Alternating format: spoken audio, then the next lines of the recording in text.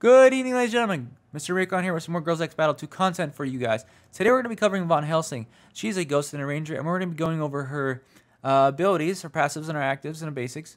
The gears, her crystals, her class gear sets, the antiques, and we're going to be going over limit breaks, and then we'll have some fights afterwards to show what she can do, and what kind of explain a little bit what kind of her major holdbacks are right now that's keeping her from being really shining in the community as a whole. With that being said, let's get straight into today's video, guys. Alrighty, ladies and gentlemen, we're going to get into our skills right now. So first one, we're going to go with active. There's a lot of text here, so we'll try and break it down. She deals 200% of attack damage 3 to 5 times against a single target. Each attack stacks 1 hunter's mark on them. Then releases all bloodthirst at once. Each stack of bloodthirst deals 100% of attack damage to the target and restores it to itself, and drain an additional 20% of maximum HP from target. No more than 1500% of its own attack. So essentially, she's going to deal 200% of attack and just going to attack 3 to 5 times. Alright? Against a single target. She's a single target. Then she'll release all the bloodthirst at once. Each stack of those will do 120% of the attack damage. And then it will restore itself to heal her. And then it will do an extra 20% of maximum HP from the target, no more exceeding than that amount. So it depends on if you get the hits on her or not. It depends on if a girl has dodge or if it has high damage reduction. Depends on how much damage she's going to deal on that. Now, as far as the hunter's marks goes, each hunter's mark stack will increase Von Helsing's attack by 20% and crit damage by 10% against the target stacked with the mark. Can be stacked a maximum of 6 times. When a target stacked with a hunter's mark is defeated, Von Helsing, the one that stacked the marks, so if you have multiple of them, will deal stacks of hunter mark at the time of death. So when the girl dies and the hunter marks are going to the next girl, it'll be 60% of attack damage, and instantly to the enemy with the highest attack. If there are multiple Von Helsings, each hunter's mark will be counted separately. So if there's each of them, they will be counted separately, and so it's not like all at once. Like, what a crazy number, right? It's going to be stacked separately from each other. Alright, then Bloodthirst, when released, it deals damage to the target and restores an equal amount of HP to itself. The amount of damage is determined by her active skill. So as we were saying, Bloodthirst up there earlier, all the damage will be dealt to the target and then restored back to her with HP, the amount that was damaged from that part of the Bloodthirst to the enemy girl. If that makes sense. I know there's a lot there to read. It's hard to break down. So, attack increases by 35%, HP increases by 25%, armor break increases by 60%, and crit increases by 30%. These are some nice numbers. We got some extra HP attack. The armor break's really good here at 60%. It's good to get around armor on that. And we have a little bit of extra to increase our crit chances. Alright, next up we have another passive. Alright, so we already read Hunter's Mark, so we're just going to get into the lock-on part. So, Von Helsing locks on an enemy with the highest attack attribute. Basic attack changes to attack a single target twice, doing 150% of attack damage each time. Each attack stacks 1 hunter's mark on the target. So if she hits the target twice, if it doesn't have dodge like a Pate, the biggest curse of her right now, if any other girl hits her twice, 2 marks. Good to go. And then she's ready for her active. If she's already done her active, let's say it's in round 3, round 4, she does double attacks. She could have 4 stacks on there before she gets to her active. So the lock-on is Von Helsing's basic attack and active skill will target priority in selecting a target to lock onto. Once target is defeated, Von Helsing will lock onto the current enemy with the highest attack attribute as her new target. So essentially, whatever girl is the highest HP, highest attack on the battlefield, each time a girl dies, it will switch to that target on the enemy team. And always going to target the one with the most attack. Which is kind of nice in the same sense because Vivian's not going to really have high attack. So she's not going to target Vivian, so you're not going to be killing your own team really quickly with a lot of damage on a single target. She's targeting more like Raphael's out there, Apates. Fenrir might have higher damage, higher attack, which it usually does. Nefs, that kind of stuff. Even a Kratos has a high attack. It's going to be targeting those kinds of girls, and not like the one that would really hurt you would be a Vivian. Now, Vivian's the last girl on the field. Of course, yeah, but at that time, hopefully it's not Vivian versus Van Helsing, and then you're in a little bit of trouble there. Let's just be real. You're in some big trouble. Alright, lastly, at the beginning of each round, Self gains 1 stack of Bloodthirst, except for debuffs and that deal damage over time. All debuffs taken will be handled as follows. Each debuff has an 80% chance to change to 1 stack of Bloodthirst, 3 stacks maximum per round, enters feast mode until she's defeated. Defeated when HP is below 50% for the first time or after defeating the first target. It's a lot for me to say. Okay, so essentially, she enters feast mode whenever her HP goes below 50% or when she kills her first target. So, and then the feast mode goes away, obviously, when she dies, when Van Helsing dies. And then, each time we get the debuffs on her, so anything not like burn, bleed, poison, might be missing one other, but essentially those they're not going to switch into a bloodthirst mark because it says all debuffs, the ones that don't do damage, anything like a anoxia mark, a debuff speed from Vivian, shield debuff, armor debuff, those kinds of things has an 80% chance to stack into a bloodthirst mark. That's a stack of 3 max per round. And it's the beginning of each round. So if you get it put at the end of the round on you and you still have them going into the next round, it has a chance to remove those and put them into bloodthirst marks. Okay, and then we already read bloodthirst. We know what that does. Feast mode, when it triggers, create increases by 25%, control immunity increases by 50%, precision increases by 100%, and she's immune to bleed. And of course, bleed we know is damage over time and inflicts damage at the end of each round. There's a little right here if you want to read it for yourself. Essentially just damage over time, and it's just a bleed form of damage. Alrighty. That's all for their abilities. I know there's a lot to take in, but some of them are hard for me to read, and some of them are hard to trying to get over. Essentially, she targets a single girl. She hits it a bunch of times, does damage. When she kills her first one, she gets stronger, or if she gets under 50% of her health, she gets stronger, and she has the ability to re-heal herself as well with getting off those bloodthirst marks. So she has some survivability, but the main issue is right now is Apate dodging a lot, so she's not getting able to heal herself or get as many attacks in. So it's kind of hurting her, but if she's not facing one, she can do some decent damage. Not like as much as other girls would do, but it's still a decent amount, essentially. All right, now we're going to get into her gears, limit breaks, and that kind of stuff, and then we'll do some fights afterwards. Alrighty, ladies and gentlemen, we have the gears now.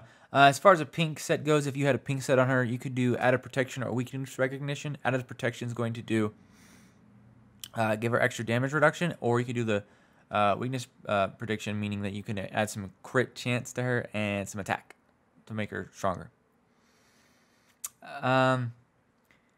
So class gear sets. I was thinking about doing a split gear on her, but I think I'd rather have more attack because especially since we have other girls in the meta right now that can heal substantially, and if she's the one getting hit more, losing her health, we can heal her more, and she has the ability to heal herself as long as she gets her hits off. So maybe if you want to sacrifice some attack damage for heals, that's up to you. That's what you do. But as far as the Crystal goes, I tried speed attack. Her HP was too low at that point, so it wasn't very helpful. And I thought, well, speed and HP lowered her attack. I was like, well, I'm going to find a happy medium. So I went attack and HP, and I was like, well, she's a lot slower than other girls in the meta, so I don't know if that was going to work out yet or not. So, but surprisingly, it actually works pretty good. She's slower because of that. She's not as fast as she could be because she's actually really fast. She's actually the fastest girl in the game, base speed-wise. So, I felt that the best thing to do on her, as far as damage-wise and survivability, within this meta that we currently have, maybe in the future it might change for her. It may or may not. We just have to wait and see. But right now, I felt that attack and HP, as I've been using it, has been the better go-to for this, from using her. Now, as far as an antique goes, I've mostly been going between Chainblade Axe and Soul Destruction. Chainblade Axe is not bad. It does decent damage, but the Soul Destruction just does a lot more with what it has. She gets the extra attack with it, which helps out a lot. Crit damage also increases, which is helpful because she gets crit chances high to a decent extent. And then precision to help with some extra attack. Of course, also if it targets a Fenrir, it can also help in that aspect as well. But from testing this has been usually the better way to go, is Soul Destruction or Chain Blade Axe, whichever one you have. Essentially, you're trying to give her more attack. All right, limit breaks, ladies and gentlemen. We're going to do a speed kind of thing. I know I said HP was better, but I wanted to still have attack on her with some HP boost on her. I didn't want to focus more on attack than more than HP. So I guess if you still have troubles with her dying more, you could probably go to HP. So you could do 1, 1, 3, 1, 2. But from what I've been using, because I have other girls that are healing her still, and she's healing herself, 3, 1, 3, 3, 2 seems to be working really well. But remember, just test it out for yourself. If you're using Von Helsing, what you want to do within your cluster, your server, essentially. Alrighty, now we're going to get into some fights. We're going to show one against an Apate and one not against Apate. So that way you get a glimpse of, like, hopefully the RNG will show you a bad one for her. And I can go over that. So let's get into that right now. Alright, ladies and gentlemen, we're going to get into fights. And actually, surprisingly, I logged in earlier, so this makes it easy. I was going to do the two that I wanted. They're the first two right there. So we're going to have Miva. This used to be Octus' account. He gave it away. Miva. I'm just going to say Ran. We're going to use Ran's account to fight against, and we're going to use Luke's as well. So, Ran, no Apate. Luke, Apate. So, we're going to do that first. We're going to show Apate first. Make sure we have it. We're going to do... Well, I'm going to take one out just to make it somewhat equal. We'll just put another Neff in there. Okay. So we'll do double Neff, and we'll do two Vivians, because most people have double Vivians, and we'll have an Apate. Obviously, Von Helsing's not going to go first, so she's targeting the Apate. Now, if Von Helsing had the galaxy marks like this double over there on our Neff down below, she would, even just one of them, it really hurts her really bad. So the fact that we don't have one on her is good, but she's already almost dead, and we don't get any heals because we were very unlucky with our stuff. And then she just got removed from. See, this is the problem. She can't heal herself because she can't get her attack off because she keeps getting dodged by Apate. So she's not being able to heal because she has 9 marks there, but she's not getting anywhere. So we need an active, but she's probably going to die. Oh, she got healed by the Vivians, it looks like. This round, she's not doing any damage. We already saw that Apate was just hosing the crap out of her, and she's just taking all this damage. She hasn't been able to chance to heal herself. She's been getting healed by the other girls, but as far as her healing herself, that has not been happening. Now she just died. So this is kind of like the example I wanted to show you guys, like, what can go wrong with her, essentially. She didn't really do any damage. She couldn't get any actives off. Vivian was stripping of her energy. The Apate was stripping of her energy. It's just so much energy manipulation, and the dodge potential from Apate, she didn't do anything. So this is a great example of why she's not very good right now. See, she still did 10 million, but she would do more. See, like, she didn't heal herself at all. That was the main problem here. She did deal damage, don't get me wrong, but imagine if that Apate wasn't dodging them and she just had all that damage and she wasn't getting strict of energy. Her damage would be a lot higher, and she'd be healing herself. Her survivability would have been there. She would have lasted the whole time. That's the main issue we have with her going forward. All right, we're going to test Ran. Sorry, I can't pronounce your name. All right. So,